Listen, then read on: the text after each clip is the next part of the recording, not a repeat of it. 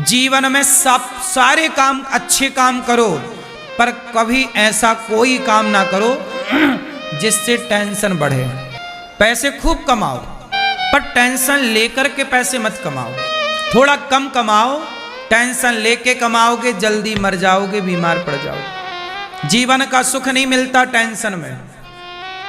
खाने में स्वाद नहीं आता यदि टेंशन हो तो। बच्चों को प्यार करने में, लाड़ लड़ाने में भी स्वाद नहीं मिलता यदि टेंशन है तो। बोलो हाँ। पत्नी से भी दो बातें करने में मजा नहीं आता यदि टेंशन है तो। इसलिए परिवार का आनंद कब है? आप बच्चों को समय दें प्यार से, पत्नी को प्यार से समय दें, और आप अपने पत्नी में, पति में, बेटी में, बेटे में, माता में, पिता में खुश रहें। काम करिए, महल अटारी बनाओ, बिजनेस करो, टेंशन लेके नहीं रे बाबा।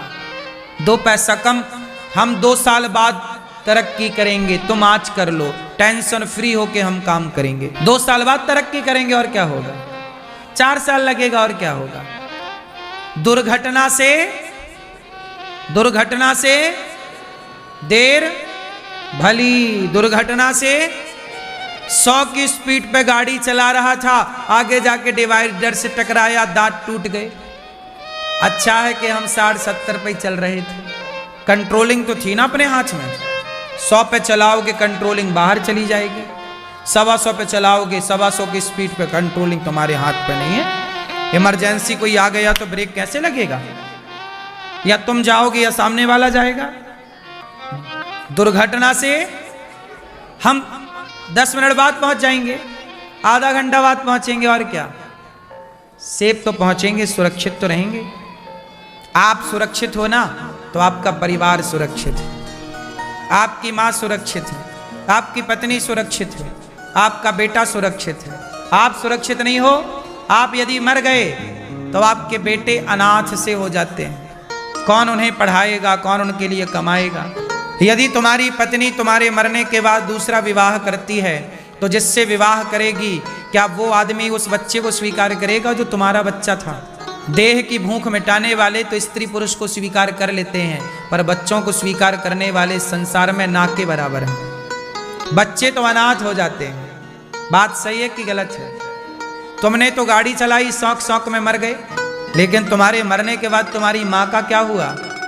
बेचारी अनाथ सी हो गई। कौन उसको बूढ़ी अम्मा को बना के खवाए? अब पत्नी तुम्हारी है, संस्कारी रही होगी, तुम्हारे मरने के बाद तुम्हारी विधवा रह करके जिएगी, लेकिन वो भी तो बेचारी अब अनाथ सी हो गई। कहाँ जाए? बर्तन धुलने के लिए दूसरों के घर में झाड़ू के लिए मजबूर कर दिया तुमने। अब यदि वो किसी से काम मांगती है तो समाज में लोग कहते हैं कि पहले तो हमारे संग आओ। आजकल लोग चरित्र का सौदा करना चाहते हैं, पता है आपको? किसी का पति ना हो तो उस स्त्री को लोग कैसे देखते हैं कि तेरा तो पति नहीं है, तो हमारे पास आ, हम तुझे पैसे देंगे। वो उसे गलत भाव से देखता है। कुछ स्त्रियों को इस तरह से समाज देखता है, लेकिन समाज में ऐसी स्त्रियां भी हैं जो बर्तन मांझ कर अपना गुजारा कर लेती हैं, पर अपने चरित्र पर लांछन नहीं लगने देती। लेकिन फिर भी उस नारी पर संकट तो आ ही गया ना। पति का जाना कितना बड़ा कष्ट है, और वो भी बच्चे जिसके छोटे छोटे हों। सोचो, उस नारी से पूछो कि कैसा उसके 2 रोटी का गुजारा होता है। और ये दुनिया तो नियत खोटी करके देखता है। ये संसार ऐसे ही है। इसलिए कहता हूं अपना ख्याल रखा करो, जल्दी भागने की जरूरत नहीं है। 2 पैसे कम कमाओ, सेफ रहो, साथ में टेंशन लेके नहीं करना कुछ भी।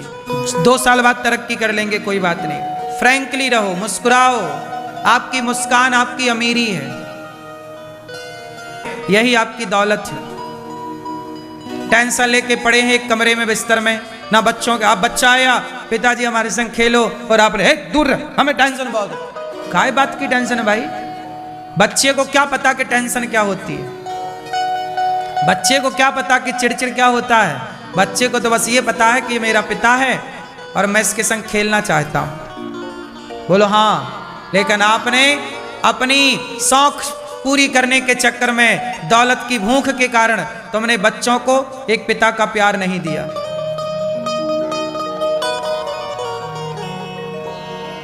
तुमने बच्चों को पिता का प्यार नहीं दिया,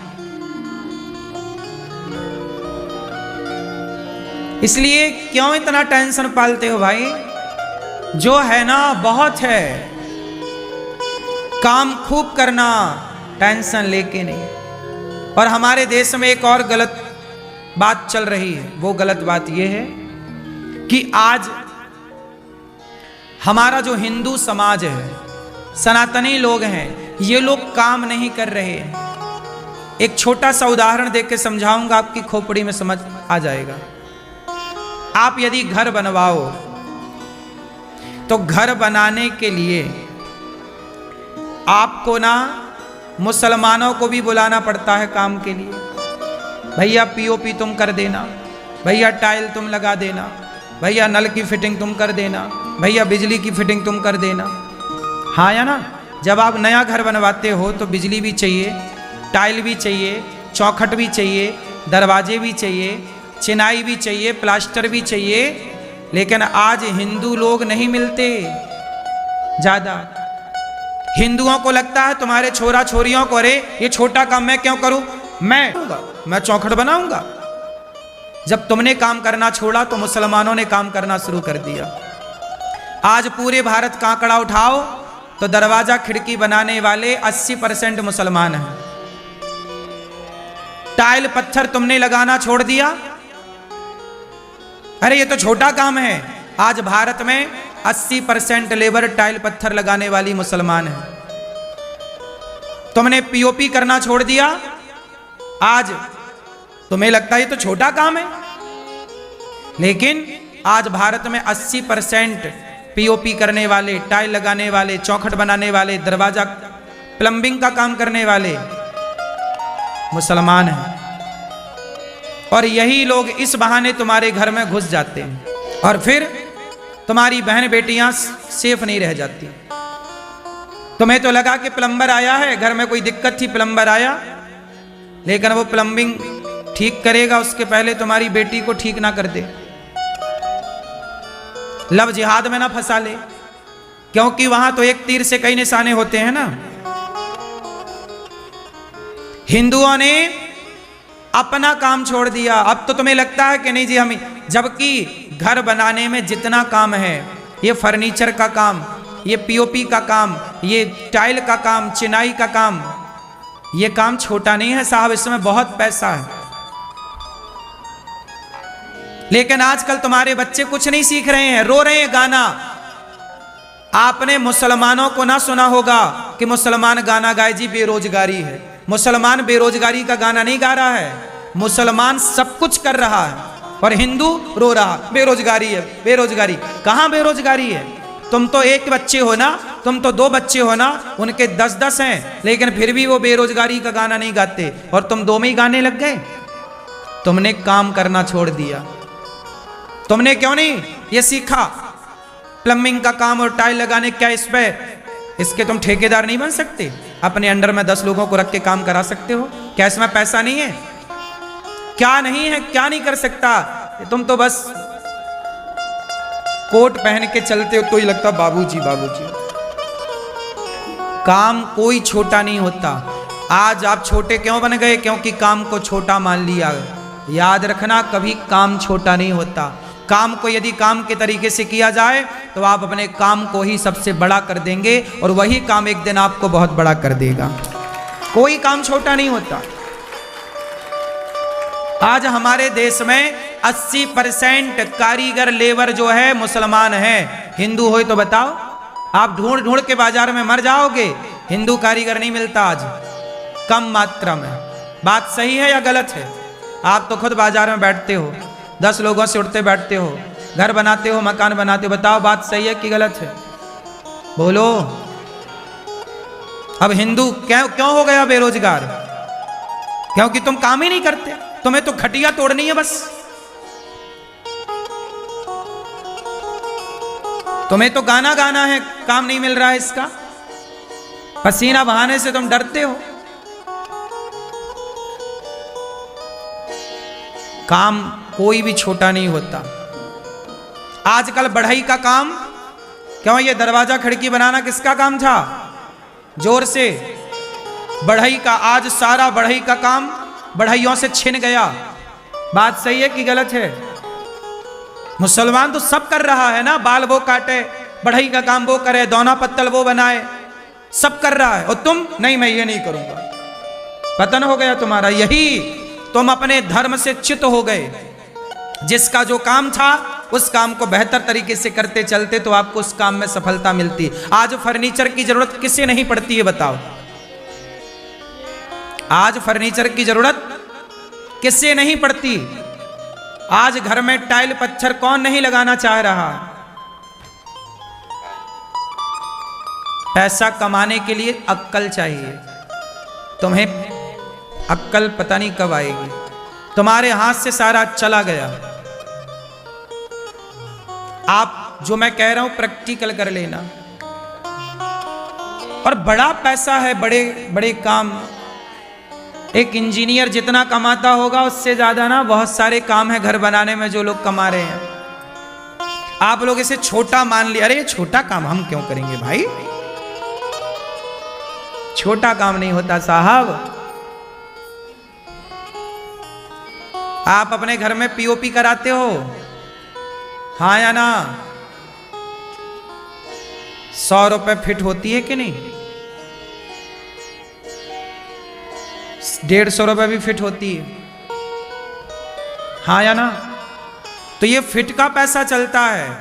आप एक फिट करेंगे इतना पैसा बना, इतना बना। और चलो ठेकेदार के अंडर में काम करते हो तो आपका भी एक होगा 60 रुपया फिट होगा, आपका 50 रुपये फिट होगा। मतलब वो फिट से चलता है। आप जितना काम करो उतना पैसा आपका। क्यों जी? काम तो काम है साहब। ये टाइल लगती है, पत्थर लगता है, फिट से लगता है। लेकिन आपको अब ये टैलेंट है ही नहीं। हर इन आपने सोचा है छोटा काम है, अब हर छोटे छोटे चीज में हिंदू हट गए। हर डिपार्टमेंट में आपको छोटे इन कामों में मुसलमान ही नजर आएगा। चूड़ियां कौन बेच रहा है? बाजार जाना, तुम्हारी बहनों का हाथ पकड़ रहे हैं वो चूड़ियां पहना रहे हैं। हाथ पकड़ते पकड़ते वो सब लव जिहाद चालू हो जाता है। तुम पीछे हो गए साहब। तुम्हें लगा यार ये चूड़ी बेचना तो मनहारी का काम है, छोटा काम है। तुमने चूड़ी का काम बंद किया, मुसलमानों ने चूड़ी की दुकान डाल दी। तुम्हारी बहन बेटियां जाती हैं उनकी दुकान में, वो हाथ पकड़ते हैं। टेलर बन गए मुसलमान। तुम्हारी बहन जाती है कपड़ा सिलवाने, नाप वो लेता। तुमने अपना काम छोड़ दिया, गाना गा रहे हो, रोजगार नहीं मिल रहा। अरे दर्जी अपना काम क्यों छोड़े? मनिहारी, हमारे यहां मनिहारी का काम है, ये पुराना काम है हमारे यहां, हाँ या ना? चूड़ी बिंदी ये सब पुराना काम है। तो ये सब काम था, लेकिन आप लोग नहीं, ये छोटा काम है, छोटा काम है। लो दूसरों ने कब्जा कर लिया तुम्हारे काम पे। अब तुम रो गाना गाओ। जिन मार्केट में तुम्हारी दुकानें होनी चाहिए वहां पे तुम्हारा नामो निशान नहीं है। तुम्हें बात अभी समझ नहीं आएगी जो हम बात कह रहे हैं। ये बहुत बड़ी गहरी बातें हैं। पूरे मार्केट में जिस दिन तुम्हारा दबदबा खत्म हो जाएगा तुम बचोगी नहीं। तो फिर तो अपने तरीके से तुम्हारी बेटियां कहीं तो जाएंगी, चप्पल जूता पहनने तो जाएंगी। चप्पल की दुकान में वो चप्पल वाला बन के बैठा है। बोलो हाँ कि ना? चप्पल की दुकान उनकी, नाखून पालिश की दुकान उनकी, सब कुछ तुम्हारा क्या बचा? इसलिए काम को छोटा ना समझो साहब। बिजनेस व्यापार का मतलब ये नहीं होता कि तुम जहाज हेलीकॉप्टर का व्यापार करो बेचने का। एक छोटी छोटी चीजों से ही व्यक्ति बड़ा बनता है, तजुर्बा आता है। काम ना छोड़ो अपना। बात सही है कि गलत है? हम हिंदुओं को इन बातों पर ध्यान देना चाहिए कि नहीं? बोलो हाँ कि ना? ध्यान देने वाली बातें हैं या नहीं?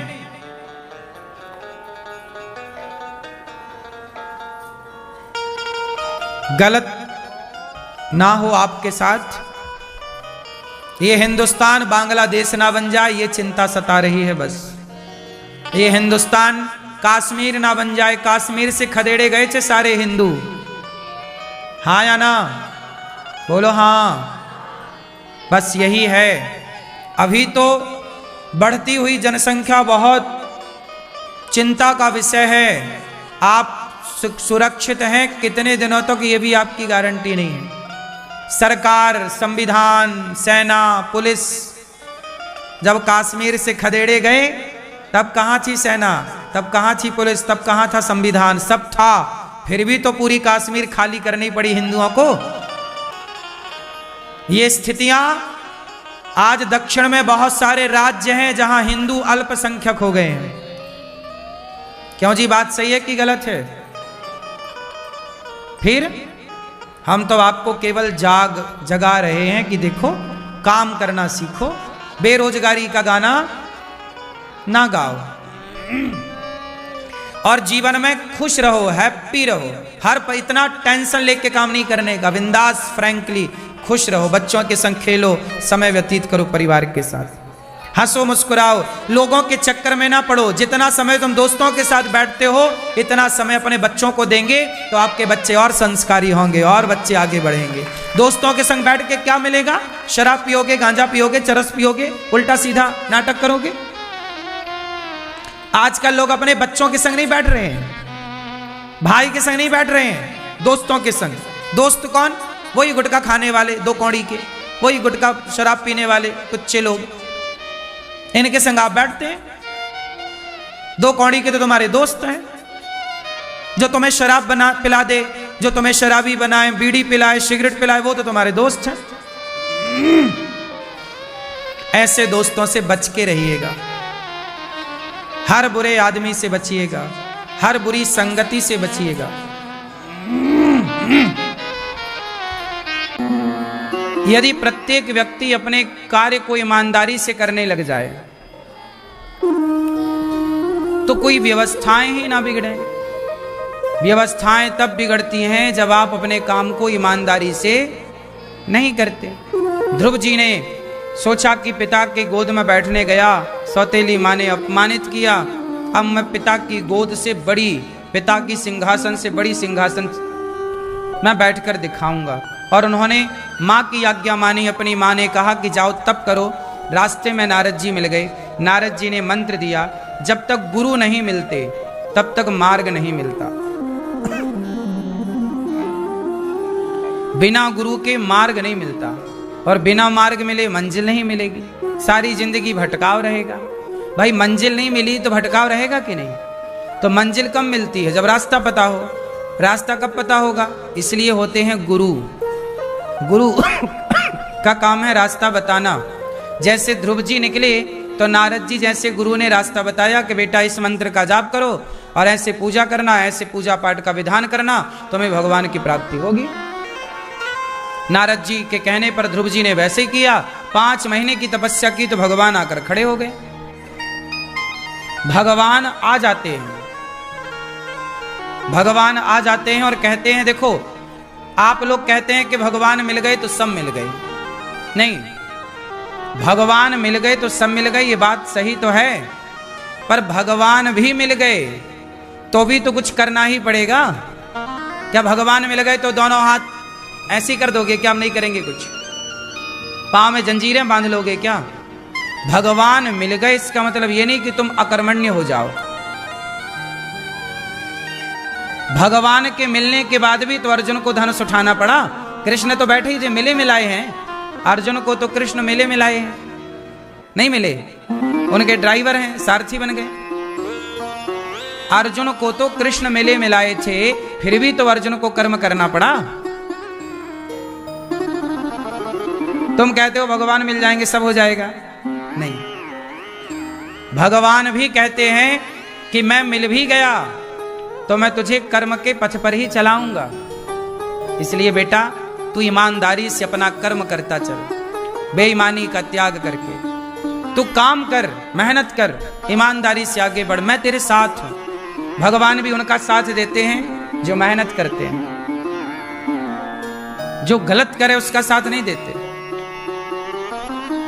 तो भगवान जब मिले ध्रुव जी को तो ध्रुव जी से क्या कहा, पुत्र ध्रुव तुमने राज्य की कामना की इसलिए हम तुम्हें राजा बनाते हैं। देखो ध्रुव जी को भगवान ने क्या बना दिया, राजा। 36,000 वर्षों का राज्य दे दिया। बाप देता तो 100 साल के लिए देता, भाई आदमी की जिंदगी इतनी, पर भगवान ने ध्रुव जी को आयु दी, निरोग शरीर दिया, 36,000 वर्ष अखंड राज्य जा। क्या मतलब हुआ इसका, क्यों राजा बनाया भगवान ने? मैं आपसे सवाल पूछूं कि भगवान ने ध्रुव जी को राजा क्यों बनाया? उठा के ले जाते ना अपने बैकुंठ। अच्छा ये बताओ, बैकुंठ में अच्छे लोगों की कमी है क्या? बोलो बोलो मेरी माँ। ए मैया, बैकुंठ में अच्छे लोगों की कमी है? सारे अच्छे अच्छे लोग छट छट के बैकुंठ ही जाते हैं, इसलिए बैकुंठ में अच्छे लोगों की कमी नहीं है। इसलिए हमें अच्छे लोगों की कमी कहाँ है? इस धरती में। इसलिए बैकुंठ के लिए तो अच्छे बन ही जाओगे, इस धरती के लिए जो अच्छे बन गए वो बैकुंठ के लिए भी अच्छे हो गए। इसलिए भगवान ने ध्रुव जी से कहा कि तुम अभी यहीं रहो। मिल गए भगवान, फिर भी क्या बोला, यहीं रहो। क्यों रहो यहां? क्यों रहो यहां? क्योंकि यहां रहकर ध्रुव जी आप धर्म का प्रचार करेंगे। देखो आपके गांव में, आपके शहर में अच्छे लोगों का होना जरूरी है, नहीं है? अच्छे लोगों का होना जरूरी है। मोदी जी जैसे लोगों का होना जरूरी है, योगी जी जैसे लोगों का होना जरूरी है, क्योंकि ये लोग यदि हैं तो ये ईमानदारी से काम कर रहे हैं। इसके पहले भी तो मुख्यमंत्री और प्रधानमंत्री हुआ करते थे, लेकिन वो इतनी ईमानदारी से कार्य ना कर पाए। तो कहने का तात्पर्य ये है कि अच्छे लोग नहीं होंगे तो बुरे लोग ही बुरे लोग फिर सत्ता पे होंगे और सब जगह ऊपर से नीचे तक। इसलिए भगवान अच्छे लोगों को धरती पे भेजते रहते हैं। जाओ, आपको भी भेजा है भगवान ने, तो अच्छे बनकर समाज के लिए काम करो। अच्छा बनकर समाज के लिए, अपनी माँ के लिए अच्छे बनो, परिवार के लिए अच्छे बनो। आपके परिवार में कोई एक अच्छा व्यक्ति निकल जाए तो आपको लगता है कि भाई ये मेरे परिवार का है, मैं अपने आप को गौरवान्वित महसूस कर रहा हूं। अच्छे लोग भगवान भेजते हैं समाज में, जैसे साधु संत सब अच्छे लोग हैं। अच्छे काम करने चाहिए सबको। इसलिए हमारा जीते जी मोक्ष हो जाता है। हमें बैकुंठ की जरूरत नहीं है, हम जहां रहेंगे वहीं बैकुंठ रहेगा। आप इतने अच्छे से जीवन जियो कि जहां आप रहो वहीं बैकुंठ बनाओ। जहां राम तहां अवध निवासो। क्यों जी? जहां आप रहें वहीं बैकुंठ हो जाए, ये संभव है या नहीं है? हाँ, तो बैकुंठ कहीं और होगा, उस बैकुंठ की बात ठीक है, कर लेंगे। लेकिन अभी मैं आपसे कहता हूं कि आप अपने जीवन को इतना साफ सुथरा बनाओ, अपने विचारों को इतना पवित्र रखो, अपने परिवार से इतना अच्छा बिहेव रखो, व्यवहार रखो कि आपका घर घर ना लगे। कोई आए आपके घर तो ऐसा लगे हम बैकुंठ में आ गए। ये घर नहीं है। इस घर के लोग ऐसे रहते हैं जैसे बैकुंठ में कोई रह रहा हो। क्यों मैया? सही है। तो बैकुंठ हम इसे क्यों नहीं बना रहे? हम उस बैकुंठ की बातें तो कर रहे हैं जिस बैकुंठ को आपने देखा नहीं। वो तो मरने के बाद ही मिलेगा, मिलेगा भी तो। मरने के बाद बैकुंठ मिला भी तो किसने देखा? हम कहते हैं जीते जी जीवन को बैकुंठमय बनाओ, परिवार को, गृहस्थी। जो यहां बैकुंठ में है वो वहां भी बैकुंठ में है, उसे वहां बैकुंठ की कमी थोड़ी है। सही है।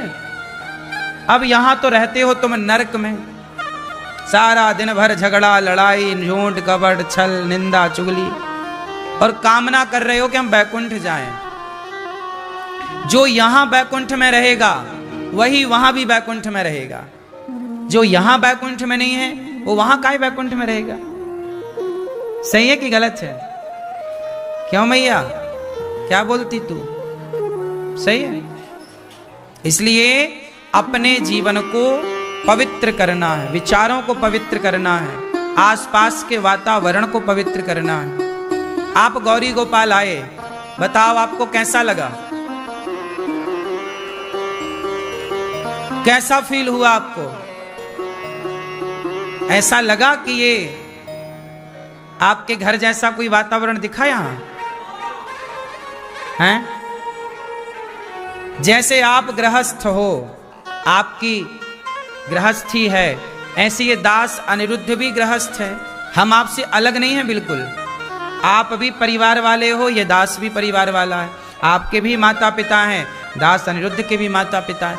आपके भी परिवार में पत्नी है, पति है, बच्चे हैं, ऐसे दास अनिरुद्ध का भी परिवार है। आप भी गृहस्थ हैं, हम भी गृहस्थ हैं, लेकिन आप भी जी रहे हैं, हम भी जी रहे हैं। आप भी कमा रहे हैं, हम भी कमा रहे हैं। जहां आप रहते हैं उस घर को आपने कैसा बनाया है, और जहां ये दास अनिरुद्ध रहता है वहां देखो ये गौरी गोपाल कैसा लग रहा है आपको? ऐसा लग रहा है कि ये बैकुंठ है।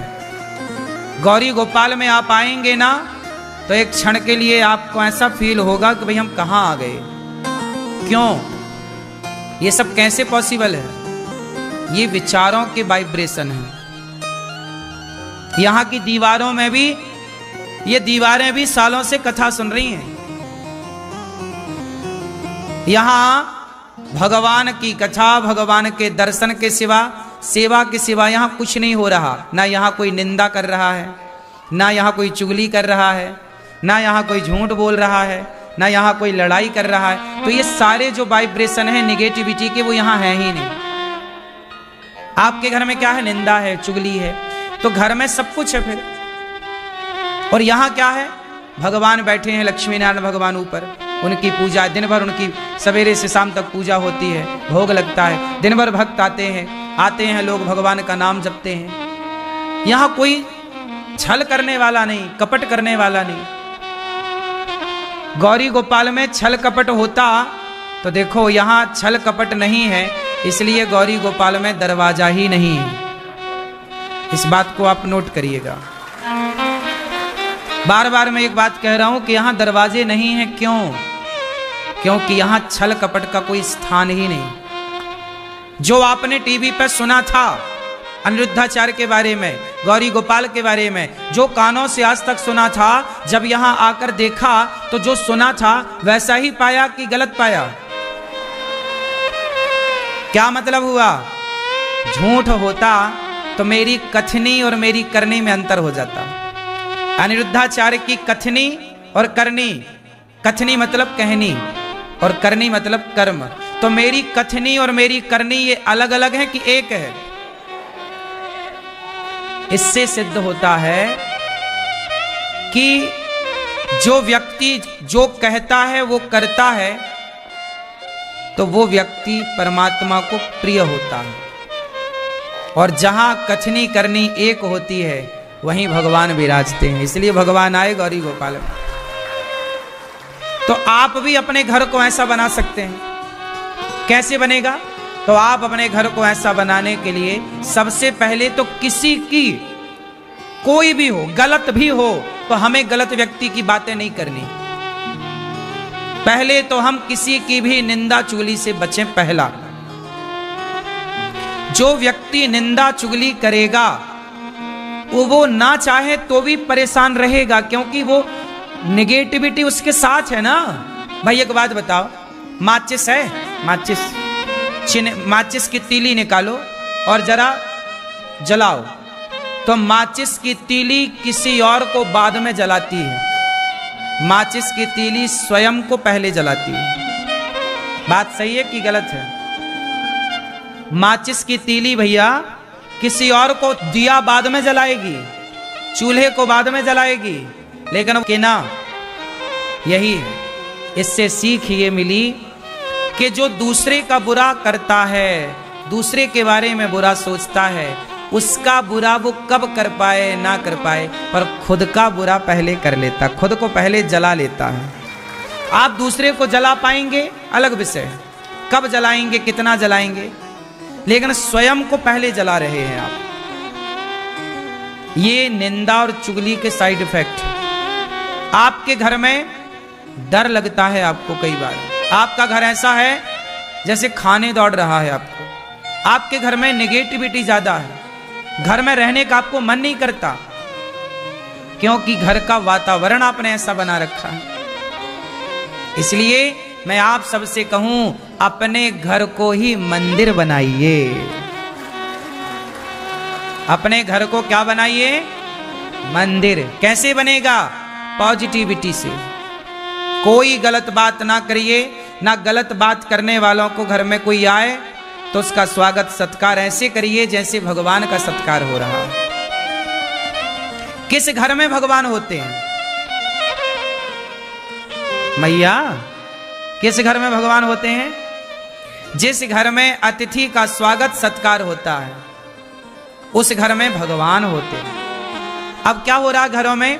आज 90% घरों में, खासकर स्त्रियां, माताएं, यदि 4 लोग आपके घर में आ गए तो कुछ माताएं, सब नहीं, कुछ स्त्रियां तो बड़ी प्रसन्न होती हैं। अरे हमारे द्वार अतिथि आए, रिश्तेदार है, आओ भैया आओ, क्या लेंगे? चाय लेंगे, कॉफी लेंगे, आओ आओ बैठो।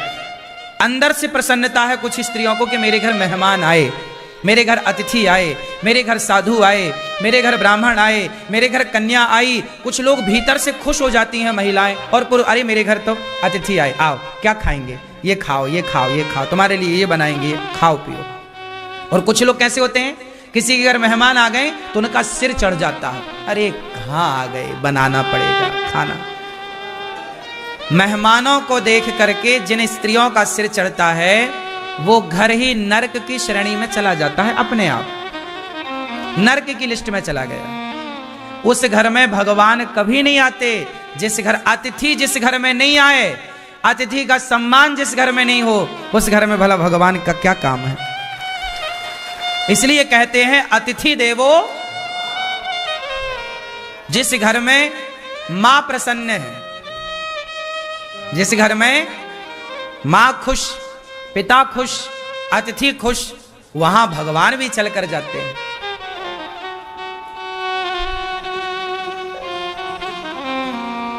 सही है? इसलिए मेरी मां, तुम गृहस्थ हो। वो स्त्रियां अच्छी नहीं होती जो अतिथि को देखकर मुंह बनाती हैं। वो स्त्रियां परम सौभाग्यशाली होती हैं। उन स्त्रियों से घर की शोभा होती है जो स्त्रियां अतिथि को देखकर प्रसन्न हो जाएं कि आज हमारे को भगवान ने सेवा करने का मौका दे दिया है, किसी को आज भोजन बना के खिलाने का अवसर दिया। अपना तो तुम रोज खाती हो, रोज बनाती हो, लेकिन जो किसी और के लिए बनाए खिलाए, साधु संत, दीन दुखी, ब्राह्मण, कन्या, तब ना आपके घर में अतिथि के रूप में भगवान, ना जाने किस रूप में नारायण मिल जाए। इसलिए स्त्रियों को कैसा होना चाहिए? इसलिए मैंने आपको कथा सुनाई कई बार कि माता यशोदा पिछले जन्म में धरा थी। माता यशोदा पिछले जन्म में कौन थी? क्या नाम था उनका? धरा। माता यशोदा पिछले जन्म में धरा थी और वो संतों की सेवा ही करती थी। कोई आए द्वार पर तो खिलाती, और काम क्या करती? जंगल की लकड़ियां काटती। पति पत्नी दोनों, नंद बाबा और यशोदा पिछले जन्म में ये दोनों पति पत्नी थे, और दोनों जंगल की लकड़ियां काट के बाजार में बेचते, जो पैसा मिल जाए तो द्वार पे कोई अतिथि आए तो खवाते थे। एक दिन इनके द्वार पर भगवान आ गए, और भगवान के लिए इन्होंने, जब इनके घर में खाने का रोटी नहीं थी तो किसी से मांगने चली गई कि पैसा उधार दे दो। उसने कहा कि तुम बड़ी सुंदर हो, बहुत अच्छी दिखती हो, यदि तुम अपने स्तन हमें दे दो तो हम स्तन लेकर के और फिर तुम्हें पैसे देंगे। मतलब वो आदमी चरित्र का खोटा था, माता धरा के चरित्र को चाह रहा था। पर माता धरा ने कहा कि तुझे मेरे स्तन चाहिए। हाँ, तो माता धरा ने अपने शरीर से अपने चमड़े को काट दिया, स्तनों को काट दिया, काट कर दे दिया, ये ले। और पैसे उतने लिए जितनी जरूरत थी, बाजार से सामान खरीद कर संतों को जब भोजन कराया तो संतों ने कहा कि ये आपके शरीर से रक्त कैसा?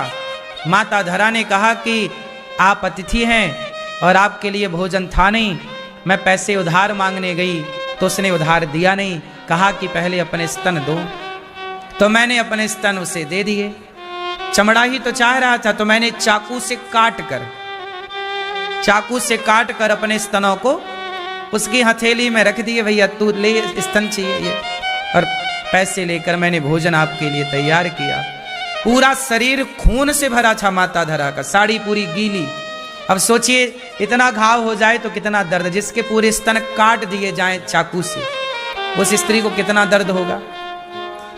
तुम्हें जरा दूध पीने में बच्चा जरा दांत गड़ा दे तो तुम चिल्ला जाती हो कि कितना जोर से बच्चे ने काट दिया। चीख लेती है स्त्री। बच्चे यदि काट दे मां के स्तन को, और चाकू से ही काट दिया, और धरा मां ने अपने हाथ से, कितना दर्द होगा। पर वो सारा दर्द किसके लिए सहा?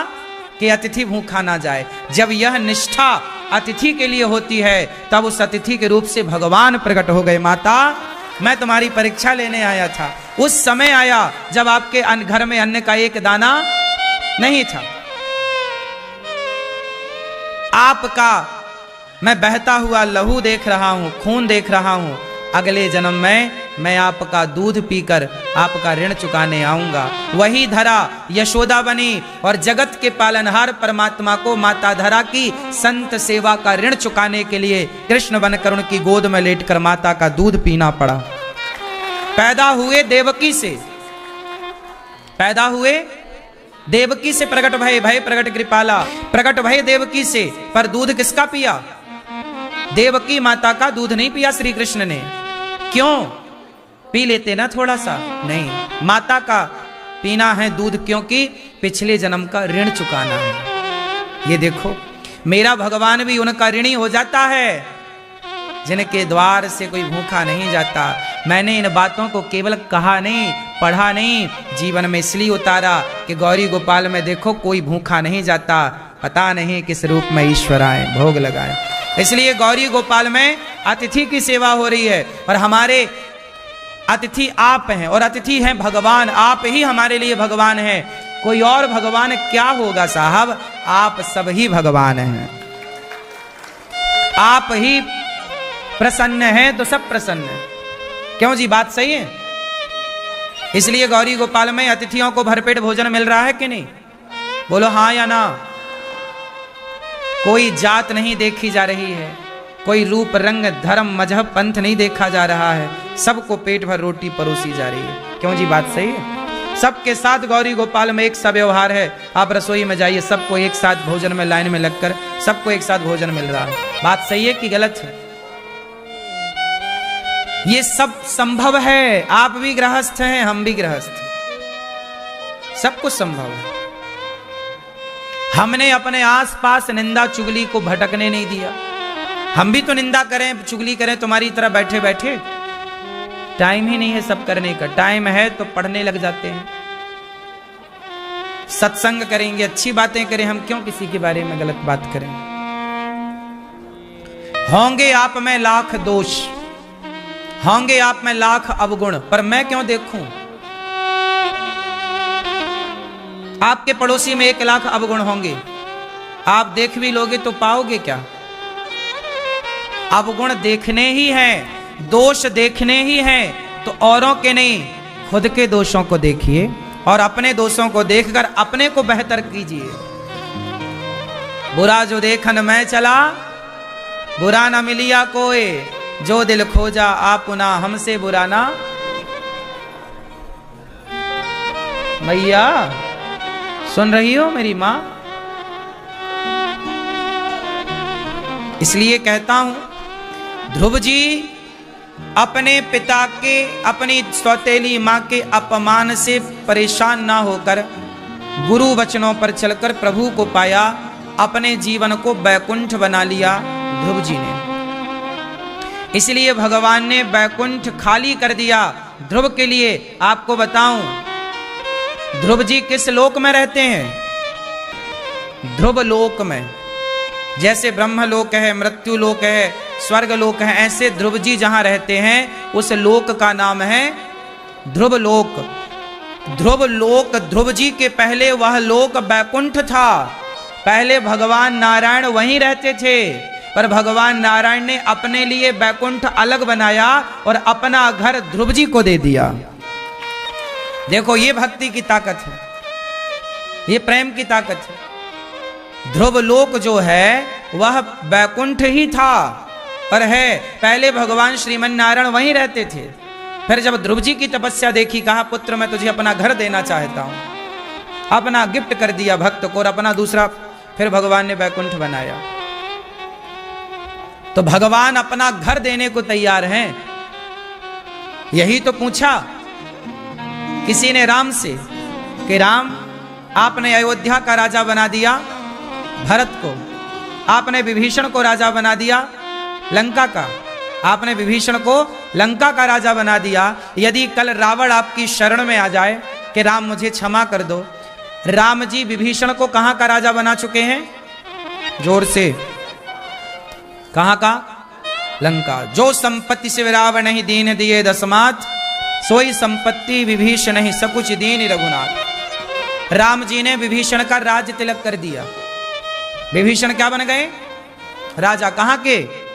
अच्छा, राम जी से किसी ने कहा कि विभीषण को तो आपने लंका का राजा बना दिया, यदि रावण आपकी शरण में आ जाए और कहे कि क्षमा कर दो, तो फिर रावण को कहां का राजा बनाओगे? आपकी तो बात झूठी हो जाएगी। फिर तो या तो विभीषण को राजा बनाओ या रावण को। तब राम ने मुस्कुराते हुए कहा कि यदि रावण मेरी शरण में आ गया तो शरणागत कहूं जे तजहि, मैं त्यागता नहीं शरण में आए हुए को। जो शरण में आ जाएगा उसे मैं त्यागूंगा नहीं। सन्मुख हो ही जीव मोहि जबहि, जन्म कोटि अघनासहि तबहि।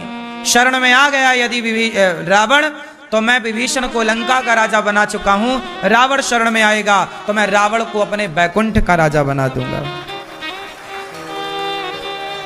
भगवान है ना, भगवान तो ऐसी कई पृथ्वी तुरंत प्रकट कर सकते, कई बैकुंठ बना सकते।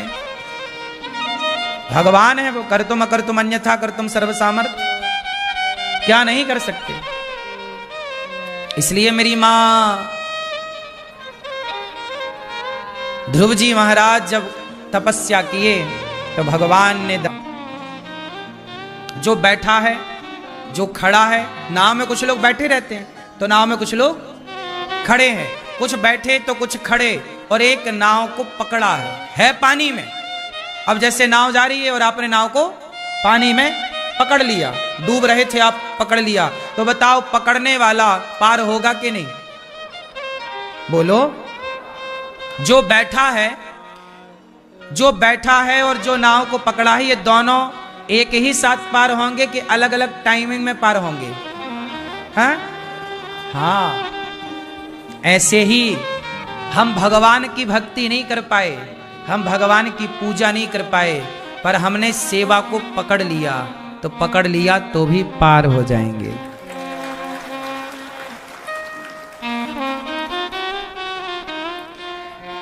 अच्छा ये बताओ, शबरी के गुरु का नाम क्या है? माता शबरी के गुरु का नाम महर्षि मतंग। क्या नाम है? बोलो, मतंग। महर्षि मतंग। मतंग ऋषि बड़े ज्ञानी थे। जितने ज्ञानी मतंग थे उतनी ही अनपढ़ माता शबरी थी। बोलो हाँ। गुरु एक नंबर के ज्ञानी, बोलो हाँ, और शबरी माता एक नंबर की अनपढ़। लेकिन गुरु से भी बड़ी गति, गुरु की जो गति हुई वही गति शबरी की हुई या नहीं? बोलो हाँ। क्यों हुई भाई ये बताओ। शबरी ने क्या किया कि राम मिल गए? चलो बताओ, शबरी ने क्या किया कि राम मिल गए? क्या किया था? जोर से हैं? शबरी के पूरा जीवन देखोगे तो शबरी ने अपने गुरु की सेवा की है। क्या किया? जंगल में झाड़ू लगाती। झाड़ू क्या लगाती? जंगल की सूखी लकड़ियां लाती और गुरुजी को हवन यज्ञ में समिधा देती। जिस रास्ते से गुरु नहाने जाते उस रास्ते को साफ करती। इतना करती थी वो। शबरी ने केवल गुरु की क्या की है? सेवा। और पढ़ी लिखी नहीं है। कब शबरी काशी को धाई, कब पढ़े आई गीता, सांचे मन के मीता रघुवर सांचे मन के मीता। केवल सेवा की है गुरु की। आजकल लोग सेवा नहीं कर रहे हैं, डायरेक्ट भगवान को चाहते हैं। भगवान से मिलाओ, सेवा एवा नहीं करेंगे। ना माँ की सेवा कर रहे हैं, ना बाप की सेवा कर रहे, ना गुरु की सेवा कर रहे, ना अतिथि की सेवा कर रहे, और चाह रहे हैं सब भगवान। कितना भी माला जपो, जपते रहो, कई जन्म और जपना, पर सेवा नहीं की तो बिना सेवा के सदगति किसी की हुई हो तो नाम बता दो एक का। जिन जिनने भगवान को पाया उन्होंने की इतिहास उठाना, उनके बैकग्राउंड में सेवा रही है। समाज की सेवा, दीन दुखियों की सेवा, अतिथि की, कोई ना कोई गुरु की सेवा, कोई भगवत सेवा, कुछ तो रहा सेवा। अच्छा ये बताओ, लक्ष्मण जी ने राम की भक्ति की सेवा की? बोलो। हनुमान जी राम के भक्त हैं कि राम के सेवक हैं? बोलो। हाँ, सेवा ही सर्वोपरि है। इसलिए पुराने लोग कहते हैं करोगे सेवा तो मिलेगी, करोगे सेवा तो मिलेगी मेवा। सेवा करने वाले को मेवा मिलती है। ये किनके चुन्नू मुन्नू है भाई? बिठाओ।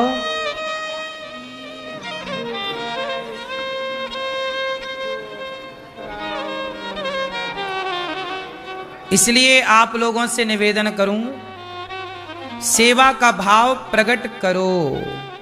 क्या प्रकट करो मेरी मां? चलो अब बताओ, सेवा किसे कहते हैं? मैं ये बताओ, सेवा किसे कहते हैं?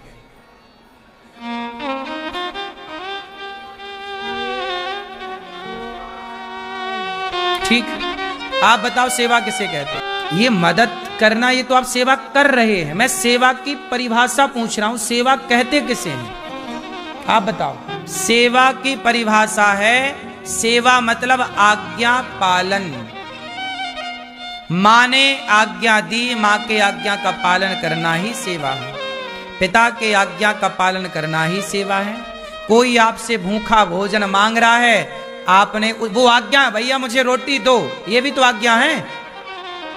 तो उस गरीब की, भूखे की आज्ञा का पालन आपने किया। उसने मांगा रोटी दो भैया, आपने रोटी लाके दे दी, उसकी आज्ञा का पालन ही सेवा।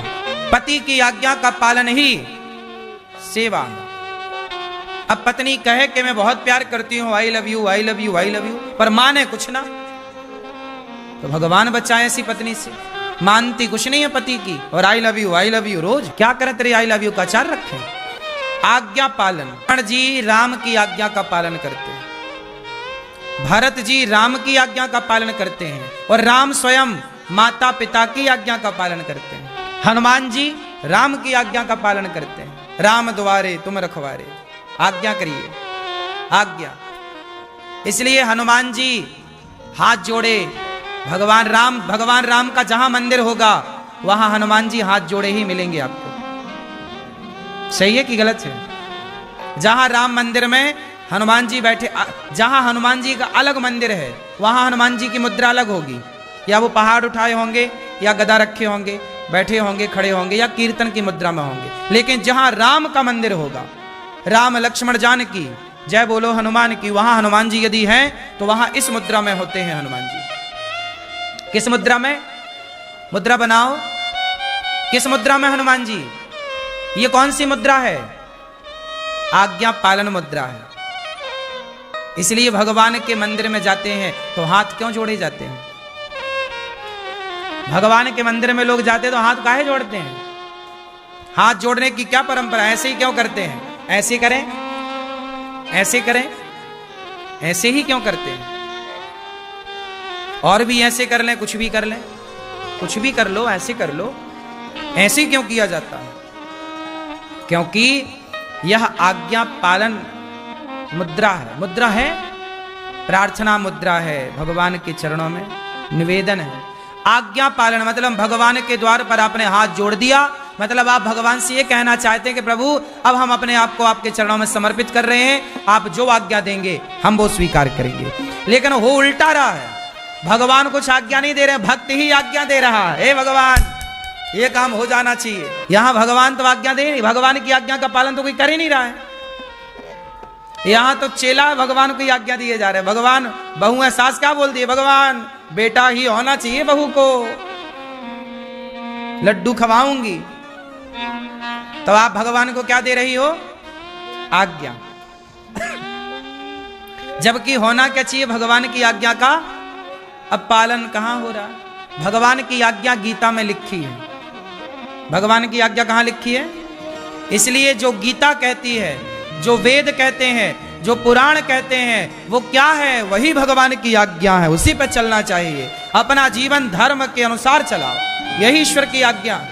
आज पूज्य श्री अनिरुद्धाचार्य जी महाराज ने हम सभी लोगों को बहुत ही उत्तम एवं शिक्षाप्रद कथा सुनाई है। आशा करता हूँ कि इस शिक्षाप्रद कथा से हम सभी लोग कुछ न कुछ शिक्षा अवश्य ग्रहण करेंगे और अपने जीवन को सुखी और सात्विक बनाने का प्रयास करेंगे। मित्रों, अगर आपको यह शिक्षाप्रद कथा पसंद आई हो तो वीडियो को लाइक करें और अधिक से अधिक लोगों को शेयर भी करें, जिससे और भी लोग महाराज जी की इस शिक्षाप्रद कथा से शिक्षा लेकर अपने जीवन को सुखी बना सकें। मित्रों, अगर आपने अभी तक हमारे चैनल को सब्सक्राइब नहीं किया है तो हमारे चैनल को तुरंत सब्सक्राइब भी कर लें, जिससे आपको नोटिफिकेशन के माध्यम से महाराज जी के शिक्षाप्रद कथा तुरंत प्राप्त हो सकें। मित्रों, तो कल फिर किसी शिक्षाप्रद कथा के साथ आप लोगों के समक्ष प्रस्तुत होंगे। तब तक के लिए जय श्री राधे।